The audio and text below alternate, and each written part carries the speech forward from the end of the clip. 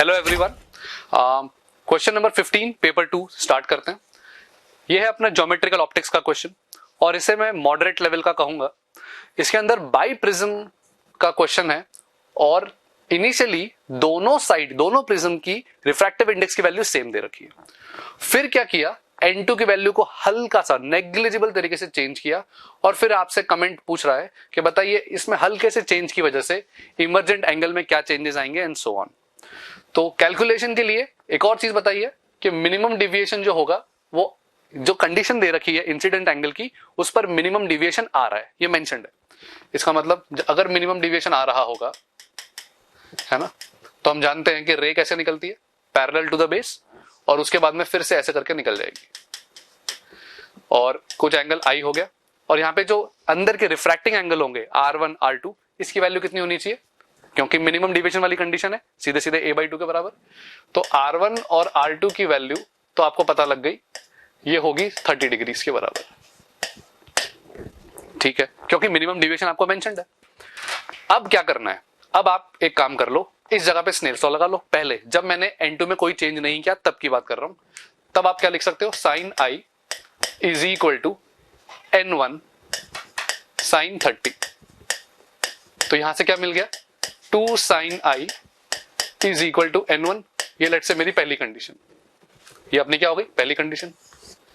अब क्या कर दिया, दूसरी बार इस जगह पे, अब देखो क्वेश्चन का बस मेन थीम यही था, अगर मैंने L2 को हल्का सा चेंज किया लेकिन N1 को तो नहीं किया, तो ये रे तो स्ट्रेट आएगी, इसमें तो कोई फर्क नहीं पड़ेगा क्योंकि ये तो पैरेलल टू द बेस आनी है। अब अगर यहां से परपेंडिकुलर होके जाएगी, इसका मतलब N2 के चेंज होने पर भी ये रे स्ट्रेट चली जाएगी, तो ये जो R2 होगा उसकी वैल्यू चेंज नहीं होगी, लेकिन N2 की वैल्यू चेंज हो गई। अगर N2 की वैल्यू चेंज हो गई तो अब आप इक्वेशन क्या लगाओगे, and N2 sine 30 is equal to, देखेंगे N2 sine 30 is equal to sine E। सही है, और क्योंकि मिनिमम डिविएशन वाली कंडीशन है तो क्या I इक्वल टू E भी होना चाहिए, वो तो है ही। और अब क्या बोला है कि जो इमर्जेंट एंगल है उसकी वैल्यू आपको क्या बताइए, I प्लस डेल्टा E। ये कब था, ओरिजिनली जब मैंने N2 को चेंज नहीं किया था। तो यहां से देखो, तो N2 is equal to sign 30, मतलब वैल्यू कितनी हो गई, हाफ,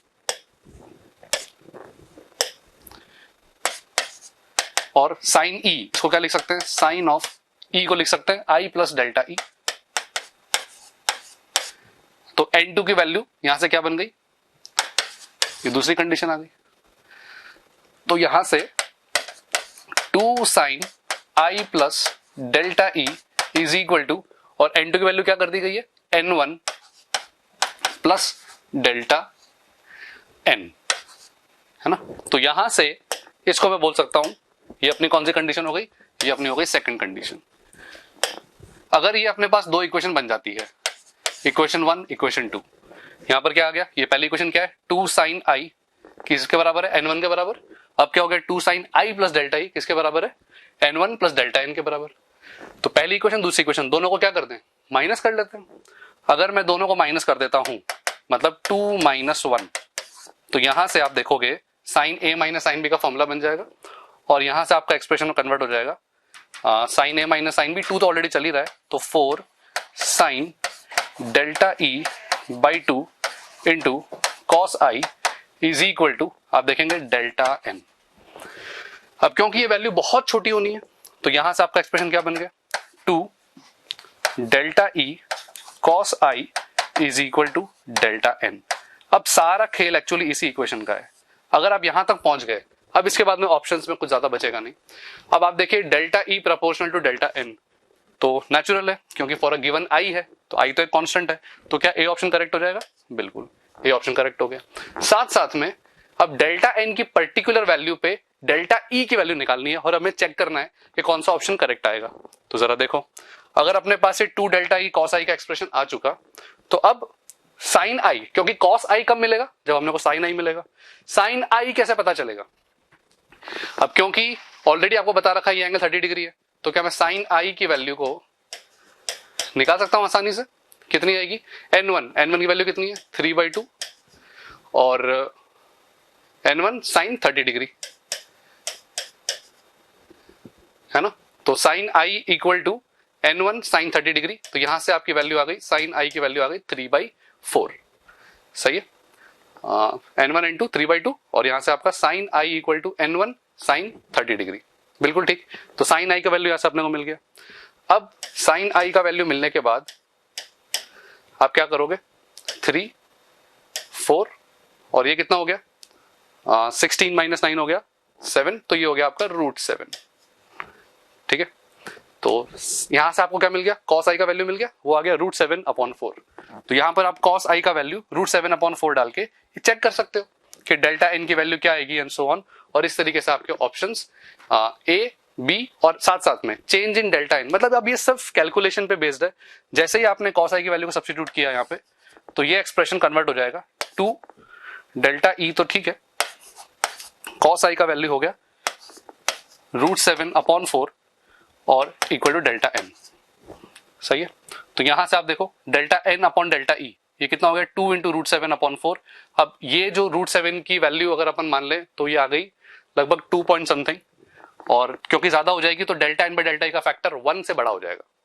अगर delta N by delta E 1 से बड़ा हो गया तो ऑटोमेटिकली आपका डी ऑप्शन कैंसिल हो जाएगा। वैसे ही डेल्टा एन की वैल्यू को यहां सब्स्टिट्यूट कर दो, जैसे सब्स्टिट्यूट करोगे वहां से आप डेल्टा की वैल्यू चेक करो, तो आप देखेंगे ए और बी ऑप्शन करेक्ट आएंगे, सी और डी ऑप्शन आपके रॉन्ग हो जाएंगे। नेक्स्ट क्वेश्चन की तरफ बढ़ते हैं। नेक्स्ट क्वेश्चन है आपका, इसमें देखिए जरा, इसमें आपको 2 कंसेंट्रिक सर्कुलर रिंग्स दे रखी हैं, दोनों में करंट फ्लो कर रहा है, एक में क्लॉकवाइज एक में एंटी क्लॉकवाइज, और जो इनर सर्कल में करंट है वो I1, बाहर वाले में I2। I1 की वैल्यू ट्वाइस ऑफ I2 से भी बड़ी है, ये आपको मेंशन कर रखा है। अब आपसे अलग अलग ऑप्शंस के बारे में पूछ रहा है, बताइए कि, और ये सारी बातें XY प्लेन में करनी है हमें, है ना। तो अब जैसे यहां पर मैग्नेटिक फील्ड अंदर भी होगी बाहर भी होगी, है ना, यहां पर सिर्फ बाहर, आप चेक कर सकते हो कैसे होगा। जैसे अंदर वाले सर्कल की वजह से आप देखिए, अंदर किसी भी पॉइंट पे राइट हैंड थंब रूल से करेंगे, मैग्नेटिक फील्ड अंदर भी आएगी, लेकिन बाहर वाली लूप की वजह से बाहर आएगी। तो मतलब इसकी वजह से अंदर, इसकी वजह से बाहर। चलिए ठीक है, अब ये जो R से 2R वाला रीजन है उसमें आप देखिए, बाहर वाली रिंग की वजह से बाहर ही आएगा, और अंदर वाली रिंग की वजह से भी मैग्नेटिक फील्ड लाइंस बाहर ही आएंगी, मतलब R से 2R के बीच में magnetic field will be outside. 2R के बियॉन्ड चलेंगे तो 2R के बियॉन्ड में एक की वजह से इनसाइड, एक की वजह से आउटसाइड। तो पहले तो ये राइट हैंड खाली रूल से, राइट हैंड कर्ल रूल से हम खाली डिसाइड कर लेंगे कि एक एक करंट की वजह से किस किस पॉइंट पे कैसी कैसी डायरेक्शन है, सिंपल। चलिए यहां तक कर लिया। अब ऑप्शंस पे आते हैं, पूछ रहा है बताइए R less than capital R, B के मैग्नीट्यूड के बारे में कमेंट करना है। तो अब इस सर्कल में, जैसे ये एक सर्कल हुआ, इसके बाहर एक बड़ा एक और सर्कल हुआ, ठीक है। अगर मैं यहां पर एक एलिमेंट मानता हूं ऐसा, और यहां पर एक एलिमेंट मानता हूं ऐसा, तो अगर मैं कोई भी छोटा सा एंगल लूं तो अंडरस्टूड है कि इसकी जो लेंथ होगी वो 2dl होगी कंपेयर टू इसकी जो लेंथ होगी dl, क्योंकि अगर मैंने एंगल सेम माना है तो एक की लेंथ होगी rd थीटा, एक की लेंथ होगी ट्वाइस ऑफ rd थीटा। चलिए, और अब अंदर में किसी एक पॉइंट पे, जैसे मान लीजिए इस अंदर इंटरनल पॉइंट पे बात करें कि बताइए इसकी वजह से डायरेक्शन क्या होगी, इसकी वजह से डायरेक्शन क्या होगी। तो लेंथ, अब देखिए करंट ज्यादा किसका है, करंट अंदर वाले का बाहर के डबल से भी ज्यादा है ना। और मैग्नेटिक फील्ड किसके प्रोपोर्शन में होती है, वो होती है I dl upon r cube के प्रोपोर्शन में। सही है, तो अब देखो जरा, या I dl upon r square के प्रोपोर्शन में, ऐसा भी बोल सकते हैं, r स्क्वायर के प्रोपोर्शन में। चलिए, अंदर वाले एलिमेंट की वजह से r तो छोटा होगा अंदर वाले एलिमेंट की वजह से, है ना, और अंदर वाले एलिमेंट का लेंथ भले ही कम है, इनफैक्ट बाहर वाले से हाफ है, लेकिन करंट उसके डबल से भी ज्यादा है। सही है, तो क्या IDL की वैल्यू अंदर वाले के लिए बाहर वाले से भी ज्यादा आएगी, और डिस्टेंस तो वैसे ही कम होगा, क्योंकि इस एलिमेंट की वजह से अंदर किसी भी पॉइंट पे डिस्टेंस, अगर ये R1 है तो बाहर वाले की वजह से उसी जगह पे ज्यादा डिस्टेंस आएगा। R क्या होता है, एलिमेंट से डिस्टेंस। सही है, तो अब देखो इसकी वजह से कितना डिस्टेंस, इसकी वजह से मतलब बाहर वाले का IDL भी छोटा है और R बड़ा है, मतलब न्यूमरेटर छोटा डिनोमिनेटर बड़ा, इसका मतलब बाहर वाले की वजह से मैग्नेटिक फील्ड हमेशा अंदर किसी भी पॉइंट पे छोटी आएगी। तो और अंदर वाले की वजह से अंदर किसी भी पॉइंट पे ज्यादा आएगी, तो दोनों का जब डिफरेंस लेंगे तो कभी भी जीरो नहीं आएगा। तो ए ऑप्शन बिल्कुल करेक्ट हो गया, R less than R, B is never zero. R less than 2r, B is in inwards. अब आर लेस देन 2r, अब जरा इसको देखो, क्या अंदर किसी भी पॉइंट पे जो मैग्नेटिक फील्ड होगी, है ना, क्या वो हमेशा इनवर्ड्स ही आएगी? तो वो अपनी गलत बात है, क्योंकि इस पर्टिकुलर रीजन में आप देख सकते हो, कौन सा रीजन, आर से 2r वाले रीजन में मैग्नेटिक फील्ड कहां आ रही है, बाहर, है ना। तो ये ऑप्शन गलत हो गया। B depends only on radial distance R, बिल्कुल सही बात है, क्योंकि मैग्नेटिक फील्ड तो वैसे भी सिर्फ डिस्टेंस पर डिपेंड करेगी, है ना, एक जो वायर की वजह से है। और ये फॉर्मूला वाइज भी हम जानते हैं कि डिस्टेंस का फंक्शन होता है और करंट का फंक्शन होता है। करंट वैसे ही गिवन है, इसका मतलब है सिर्फ रेडियस का फंक्शन होना चाहिए। तो सी ऑप्शन बिल्कुल सही। D option is always perpendicularly, वो तो राइट हैंड कर्ल रूल से सबसे पहले ही हम डी ऑप्शन के बारे में श्योर थे। तो ये क्वेश्चन मैं कहूंगा कि इजी कैटेगरी का है, मतलब ज्यादा टफ नहीं है, ज्यादा सिंपल नहीं है। आप ऐसा समझ सकते हो कि सिर्फ फॉर्मूला हल्का फुल्का भी पता है तो आप इस क्वेश्चन को आसानी से कर सकते हो। चलिए नेक्स्ट क्वेश्चन की तरफ बढ़ते हैं। नेक्स्ट क्वेश्चन देखिए, ये है ग्रेविटेशन का। ग्रेविटेशन में इस बार आपको दे रखा है कि अर्थ और सन, जैसे कि हम जानते हैं अर्थ सन के आसपास में रोटेट करेगा, उसका टाइम पीरियड दे रखा है टी नॉट और एवरेज रेडियस दे रखा है आर। तो क्या मैं टी नॉट की वैल्यू, है ना, टी नॉट स्क्वायर की वैल्यू हम जानते हैं 4π² अपॉन GMS, केपलर का लॉ है, इनटू कितना हो गया r³। इसमें तो कोई दिक्कत नहीं।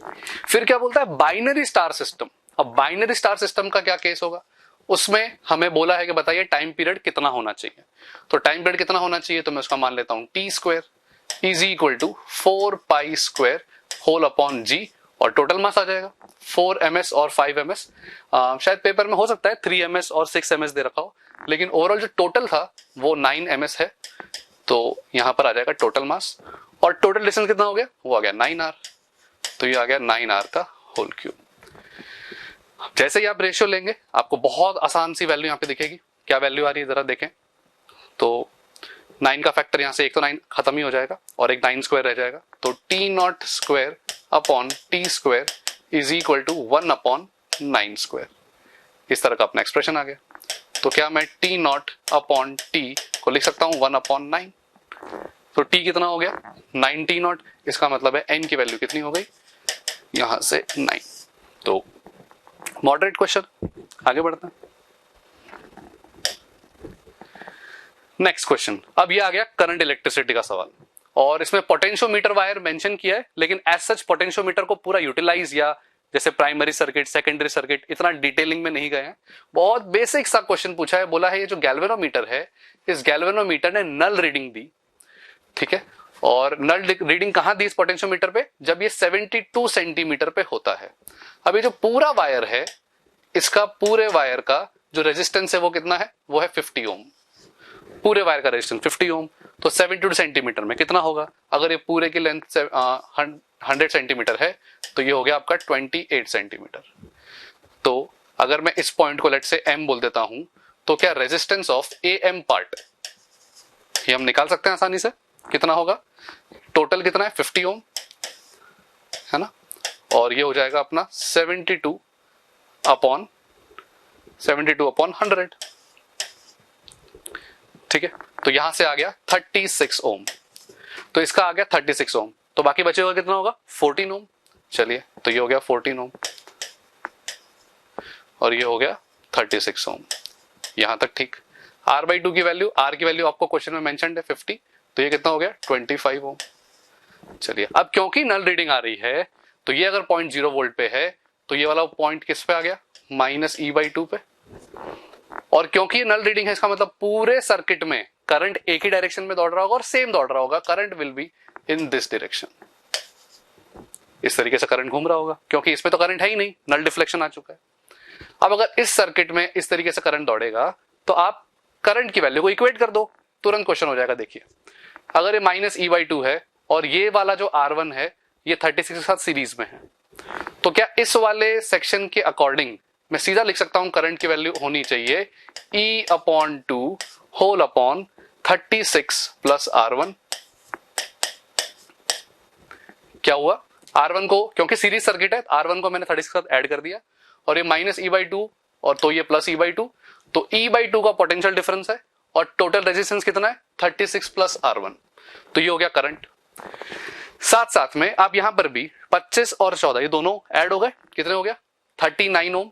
अगर ये 39 ओम रेजिस्टेंस हो गया और फिर से पोटेंशियल डिफरेंस आप देख सकते हो कितना है E/2, तो क्या मैं इसको ऐसा लिख सकता हूं यहां पे E/2 अपॉन 39। तो मैंने क्या किया, इस पूरे सर्किट में इस वाले सर्किट के हिसाब से करंट लिखा, इस वाले के हिसाब से सर्किट में करंट लिखा, दोनों को इक्वेट कर दिया और यहां से मेरा R1 का वैल्यू एक लाइन में आ जाएगा आराम से 3 ओम। ठीक है, काफी इजी प्रॉब्लम था, खाली इतना आइडेंटिफाई करना था कि ये इफेक्टिवली एक सीरीज सर्किट बन जाएगी। चलिए नेक्स्ट प्रॉब्लम करते हैं। नेक्स्ट, अब फोटोन ऑफ सेम एनर्जी, अब ये आ गया मॉडर्न फिजिक्स का, है ना, और ये तो बहुत इजी कैटेगरी का है। आई थिंक जिन बच्चों ने भी जेईई एडवांस का पेपर दिया होगा ये क्वेश्चन तो 100% किया ही होना चाहिए। Photon of same energy is throne on metals P Q, कुछ 3 तरह के मेटल्स आपके सामने प्रेजेंट किए हैं और तीसरा मेटल पे अलग तरह का फोटोन यूज किया। तो चलो मान लेते हैं जो 2 फोटोन्स यूज करने वाले हैं उनकी एक की एनर्जी है E1 और एक की एनर्जी है E2। ये मैंने क्या मानी है, एनर्जी ऑफ फोटोन, ये मैंने मान ली फोटोन की एनर्जी। अब जो काइनेटिक एनर्जी से बाहर आ रहे हैं वो बोला है EP, EQ, ER, उसमें एक रिलेशन दे रखा है और सबके वर्क फंक्शन मेंशन्ड है सबके, है ना। तो अब क्या करना है, तो मान लेता हूं मैं P मेटल प्लेट पे बात करें तो ऑन P पर क्या इक्वेशन बनेगी, E1 माइनस जो भी वर्क फंक्शन है कितना है P का 4, this should be equal to kinetic energy of जो बाहर की तरफ इलेक्ट्रॉन आएगा उसकी, और कितनी एनर्जी दे रखी है EP। ओके, तो फोटो इलेक्ट्रॉन की एनर्जी दे रखी है EP। सिमिलरली Q की अगर बात करें तो बच्चों Q पे भी सेम इक्वेशन बनाएंगे क्योंकि फोटोन आने वाला सेम है, तो this will be E1 minus कितना वर्क फंक्शन है 4.5 और ये किसी बराबर हो गया EQ। तो बस जैसे आप यहां से रेशियो लोगे, रेशियो ले लो, क्या मिलेगा E1 minus 4 whole upon E1 minus 4.5 is equal to EP upon EQ। इसका रेशियो कितना है 2। ठीक है, तो यहां पे ट्वाइस हो जाएगा, ये 9 हो जाएगा और यहां से आपको E1 की वैल्यू मिल जाएगी 5। ठीक है, तो आने वाला जो इलेक्ट्रॉन है वो कितने एनर्जी से आ रहा है, या जो पहले वाला जो फोटोन था वो कितने एनर्जी से आ रहा है, वो आ रहा है 5 इलेक्ट्रॉन वोल्ट। अगर 5 से आ रहा है तो EP की वैल्यू मिल गई, तो दिस इंप्लाइज EP की वैल्यू आ गई यहां से 1।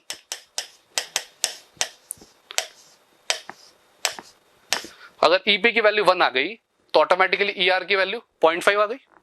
अब ER की वैल्यू 0.5 ऑन R, ER की वैल्यू 0.5 है, ठीक है, तो और आने वाले फोटोन की एनर्जी आपसे मांगी है तो उसकी मान लेता हूं E2 माइनस कितना वर्क फंक्शन 5.5 और ER की वैल्यू अभी हमने निकाली कितनी आएगी 0.5, तो यहां से E2 की वैल्यू आ गई 6 इलेक्ट्रॉन वोल्ट और इस तरीके से आपका क्वेश्चन डन हो जाएगा।